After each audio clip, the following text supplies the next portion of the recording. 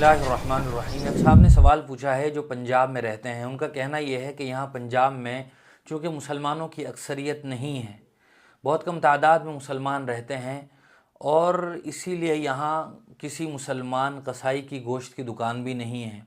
आम तौर से गैर मुस्लिमों के गोश्त की दुकान होती है, मुर्गे वगैरह का जो गोश्त बिकता है, और गैर मुस्लिम बहरहाल झटके का गोश्त बेचते हैं, जिसका खाना हमारे लिए बिल्कुल जायज़ नहीं है बल्कि हराम है।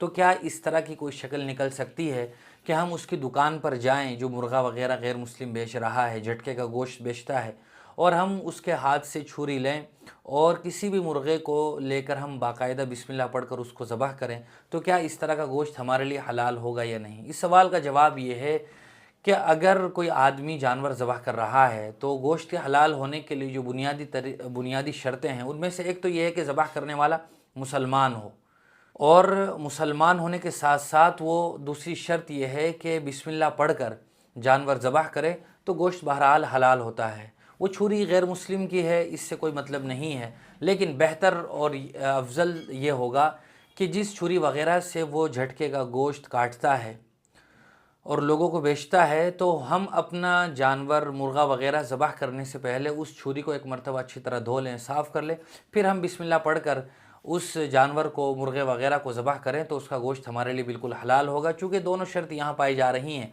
ज़बह करने वाला मुसलमान है, ख़ुद अपने हाथ से ज़बह कर रहा है, और मुसलमान है तो बिस्मिल्लाह पढ़कर ज़बह करेगा, तो बहरहाल इस तरह का गोश्त खाना फिर उनके लिए हलाल हो जाएगा। बहुत सारे ऐसे इलाके हैं हिंदुस्तान में जहाँ इस तरह की सूरत हाल है कि मुसलमान अक़लियत में हैं, बिल्कुल माइनॉरिटी में हैं, और आम तौर से मुसलमानों की वहाँ गोश्त की दुकानें नहीं होती हैं। तो अगर इस तरह की शक्ल अपना ली जाए तो बहरहाल जानवर का ज़बह करना भी हलाल होगा और उसका गोश्त बिल्कुल खाया जा सकता है, चूँकि शराइत पाई जा रही हैं।